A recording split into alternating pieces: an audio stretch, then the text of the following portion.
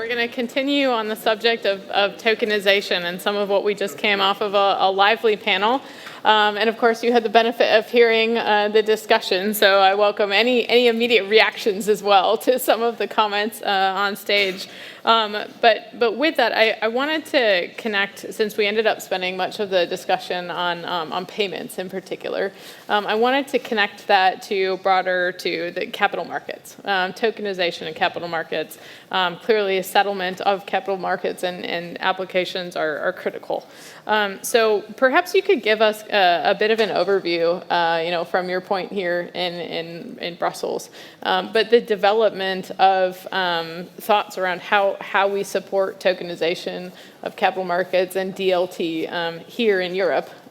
Meanwhile, both the U.S. and Europe are moving forward. Okay, so first of all, thank you to the IIF for the invitation, and particularly for having this discussion. After such an illuminating panel, I think most of the crucial topics have been dealt in the previous panel, so I would be very happy to follow up. In terms of strategy on how to foster tokenization of financial markets, the US, whether we like it or not, they clearly have at least from the standpoint of the government, there is a clear strategy. I personally I'm not personally very impressed in terms of, but it's their decision, and at least they have a way to go. And basically deals has the cornerstone is stable coins. It's let's say the raw material under which they want to bring this. I think in Europe we should think deeply and strategically on what is our route. Mm-hmm. I hope it is different to the US, and I think there are clear hints we have in the DLT pilot project. But the problem with the pilot project, its name. I mean, not the name, but the name reflects the content. This is still pilot. Sorry, the time for piloting was over many years ago. I mean, I'm sorry, we got it wrong in the first pilot project, and no meaningful experience is what's gathered from it. Sorry, live with it. Sorry, learn from others. Learn from the rest of the world. Other people did get that experience. I'm so very sorry. I think we risk lagging behind just for the sake of being extra conservative. No, now we have a best thought of pilot project that is safe enough, but will give us meaningful information. But then when the time comes from really having a strategy and full deployment, we've missed another revolution. Mm-hmm. Which will be, I don't know, the 7th, 6th we've missed in the last 20 years. And I'm so very sorry. I think that's not for competitiveness overall. It's not competitive of the financial sector. It's the general economic competitiveness. We cannot follow this way. So I have nothing against the current DLT pilot project. It's clearly an improvement to what we have, but it's not what we need. We need something much more fundamental.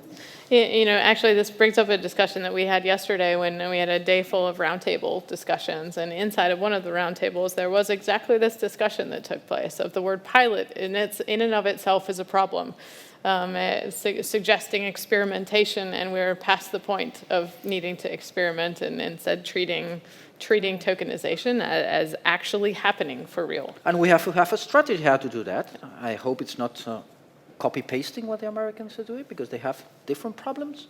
And I want to be minimalistic. I think at least the bare minimum we should have in that strategy. It's a bare minimum. I'm not saying this is the whole picture, but it's at least what currently exists in the current world of technology. Mm-hmm. You have to think about how you can legally allow that to happen in DLT world. That doesn't mean that you're expecting or willing everything to be tokenized. But at least you have to give all the markets the possibility that if they think there is value in tokenizing whatever financial asset that already exists, you have to have a clear way how to do it and to be fully compliant. Mm-hmm. But that's the bare minimum. And then we can think, once we have a technology that gives us more possibilities, we can think of other fancy stuff. But don't start with the fancy stuff. How you translate one-to-one from a legal standpoint, the current ecosystem, the current financial product that exists, into the DLT world. as for the start, I'm happy with that. Because then it will grow organically what additional elements, and it will be competition. It's not a master design. And when I'm asking for a strategy, it's not a master design, oh, this will be the end point. These markets will be tokenized, these not. This has to be settled in central bank money, and this not. No, but at least you have to give the opportunity, that base element that was discussed in the previous panel on the possibility to settle in central bank money certain wholesale transactions is absolutely essential. And that will be up to the market to decide, okay, what type of transactions are kept at that base level, what others can be done in tokenized deposits, which others, for reasons that I failed to get, but the markets are smarter than me, they decide to settle in stable coins. But not having that option, and not even a clear timeline when that option will be available, it's incompatible with having a meaningful strategy. So what do you think is getting in Europe's way of developing that level of the strategy, or of sitting in kind of incompatibility to these things? Honestly, I don't know. Sorry, I don't know. I don't know what happens, what's wrong with us. I don't know, collectively. I don't know. Maybe it's too cautious of an approach. So yes, we had in mind many years ago, no, we have to have a pilot, and that the pilot was working. Oh, we'll do the pilot 2.2, 2.0, just because we thought it years ago, instead of being more flexible. I don't know. I don't know what's. But I think we will eventually manage to do it, and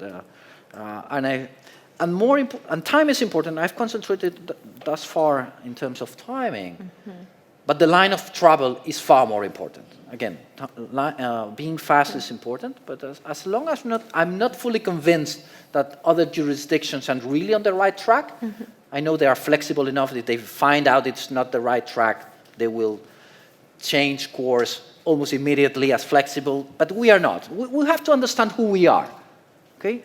So for me, if I have to do a trade-off, I prefer to have the right overall track well designed in terms of, and to trade it against timing, but maybe this time is too much. I mean, going back to square zero, which is piloting, or step -1, maybe in this case is too extreme of a trade-off. Or perhaps the track going in the right direction, but not immaculately built or designed before it begins. There are very good signs. Let me be very clear. So far I'm trying to push Commission and to push the other institutions, my fellow colleagues in Parliament, in this direction.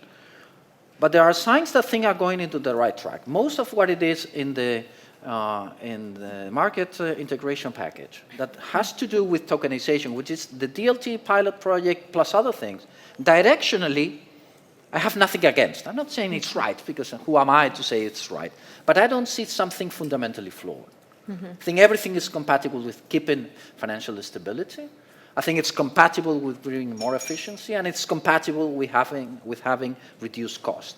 The big question mark to me is, because it does not depend only on EU efforts, is it compatible with global interoperability? And that's a big question mark.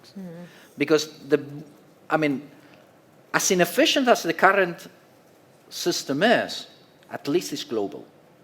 If we end up in a system that is different islands in groups of jurisdictions or isolated jurisdictions that have extremely efficient DLT systems but that are closed loops, the end result at the aggregate level, at the global level, we are all worse off.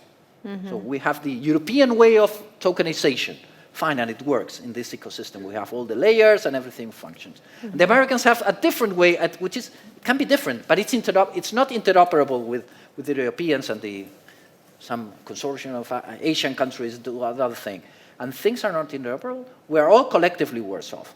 So I think we have to put a lot of pressure and also support to global efforts to make these things compatible. They can be different. Again, I'm not talking about harmonization, but they have to be compatible. And I think the BIS has a central role as a traffic police, just to make that at least these different efforts are compatible, and also the private sector can do a very important role in this regard. It occurs to me as well that, not just different systems that, regionally broken up or by country, but also, you need to have both legs, various components also on chain together, right? Absolutely. So both payments and assets.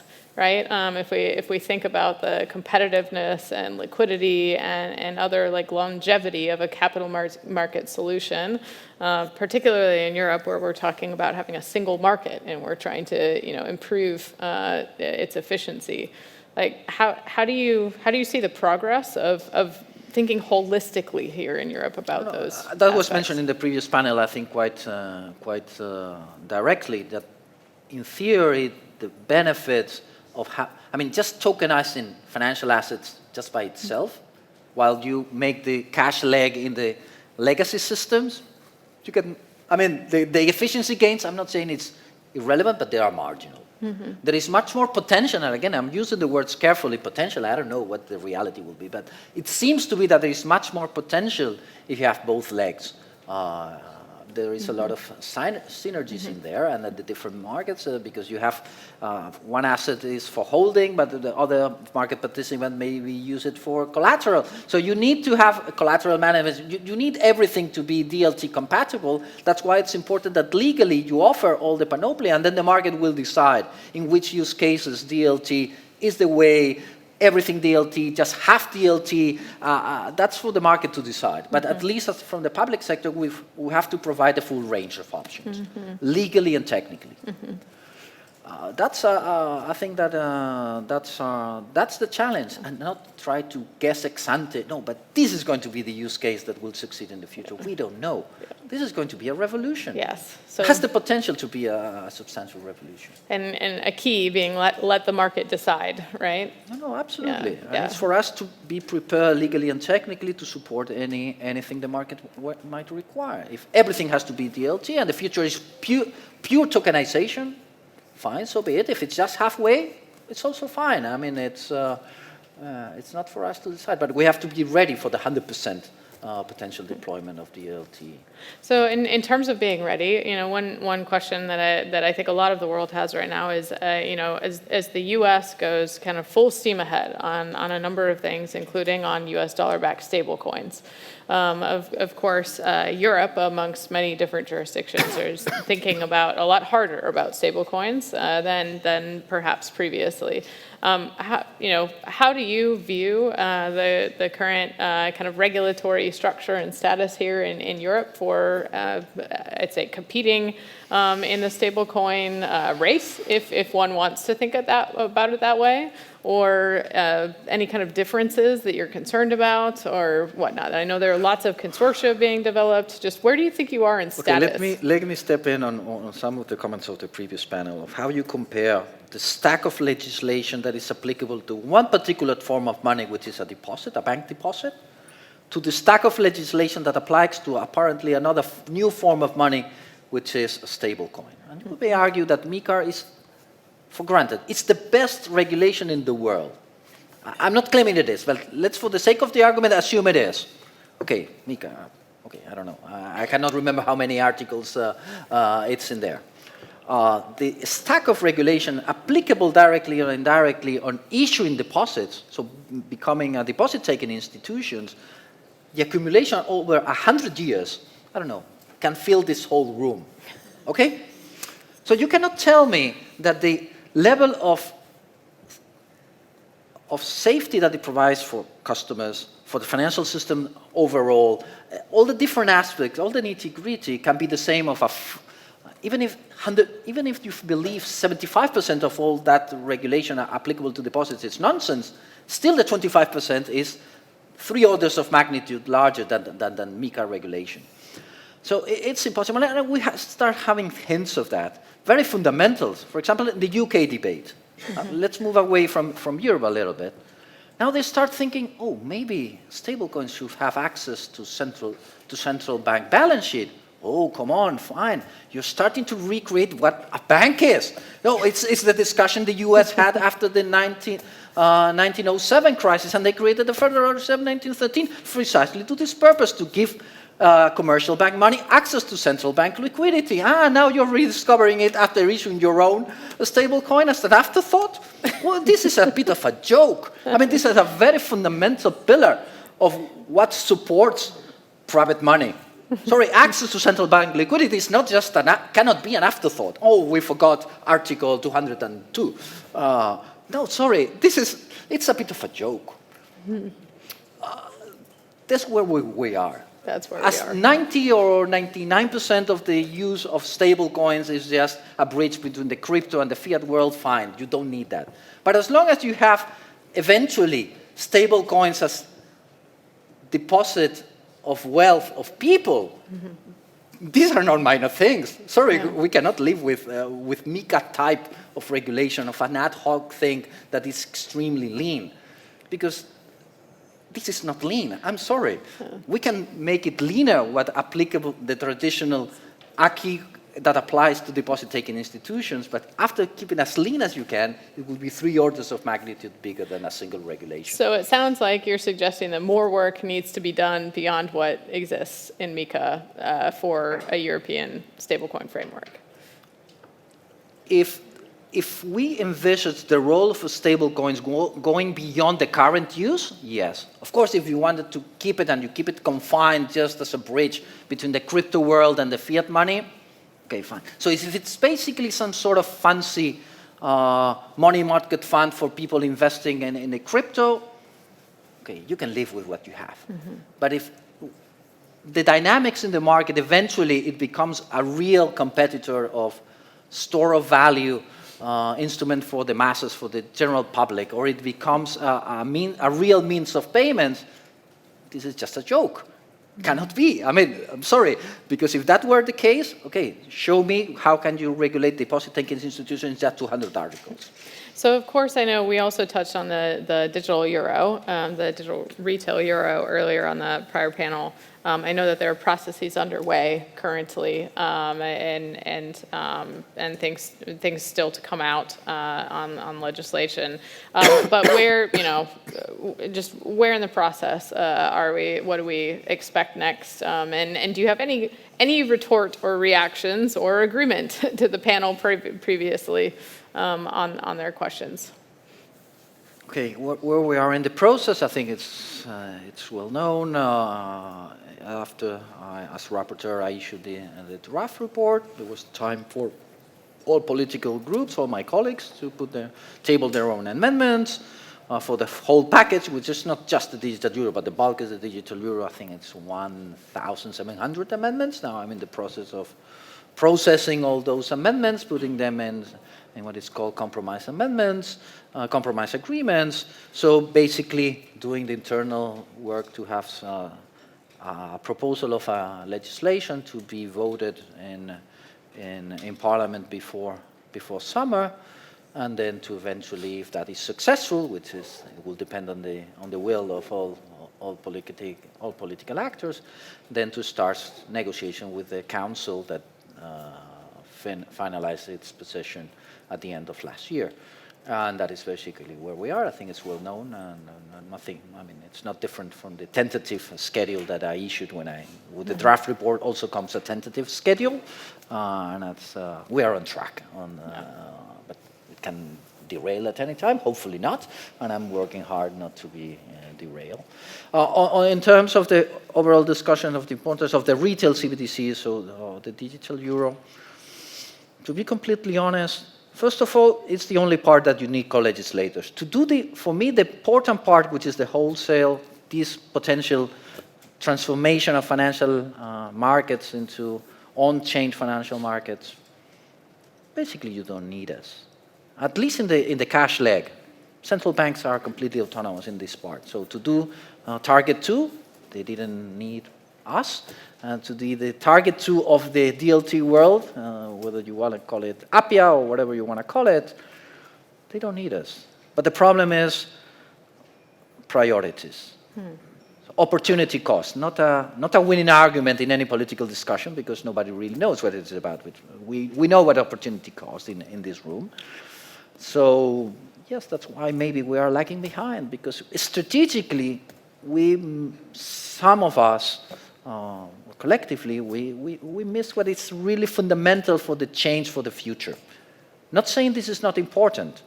And geopolitically, now it's appeared to be important, but for the transformation of financial markets, wholesale, providing a cash leg in the wholesale world that may enable all the synergies of what others are doing in terms of it's still missing, and that may drag Europe as a whole for many years. And that's my great, I don't know, not resentful. I'm just saying, okay, we could have done it better in terms of timing, setting priorities, and eventually have all the elements.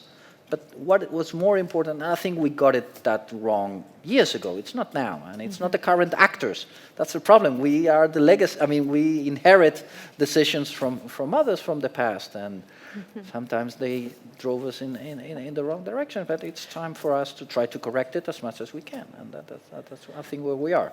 So as we push forward, let's kind of end on an optimistic note, right? As we think about how we push forward to support a capital markets a union, a single market, how we support the ability to have a cash leg that can support settlement in that way, put them both tokenized assets and tokenized cash in a comprehensive system that works for Europe. What are you optimistic about going forward here? No, I think it will be the game. Trying to get single market in financial, so getting the capital markets union, now savings and investment union, the traditional way, which is the bulk of the market integration package and supervision package. We've been there before. If the past is any indication of the future, I'm afraid it has never been very successful. So we'll be successful, just partially successful. My prediction, it's not my hope, it's simply my unconditional prediction, as always has been, following the traditional route of enforcing, single supervisor, this idea of centralization, the traditional way of dealing with these issues that have been here for 15 years, will be a bit more, because I think there is more momentum. We get a bit more than in previous attempts, but not substantially more. So we'll be halfway. However, if this technology has a virtue above all, apart from reducing costs, it's scale. They are scalable. If you don't make it unduly closed loops, and then you recreate the barriers, but I think nobody's thinking within Europe to create national barriers in the tokenized world, at least within Europe, capital markets union, in the end, will be achieved through these technologies. If not, it will be just halfway. The traditional way, which is highly political, you have entrenched national interests. Some of them, they've not been solved before simply because they cannot be solved this way. But with technology, for me, it's the best shot we have it.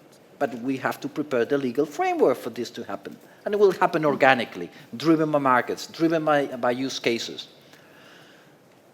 So it's not that the market will solve our problems. We have to do the underpinning, the legal underpinning, to allow you to really, the savings and investment union will be achieved more by markets than by politicians. I think that's a great note to end on, is that it will be achieved by markets more than politicians. And I think we all need to remember that. So I'll end the discussion with that. Thank you, Mr. Navarrete, for being here. Thank you for really enjoyed giving it. the opportunity. Yes.